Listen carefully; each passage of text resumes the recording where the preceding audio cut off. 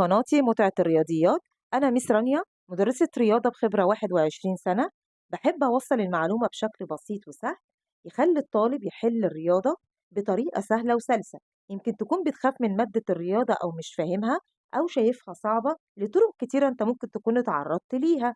بس أنا جاية أقولك هنا إن الرياضة مش صعبة، الرياضة متعة لما تفهمها وتحل عليها مسائل كتيرة. هنا في القناة عندي هتلاقي دروس تأسيس، تبسيط للمنهج، هنحل المنهج أفكاره الصعبة بطريقة سهلة توصلك بأسلوب سهل وسلس مخك يقدر يستوعبه.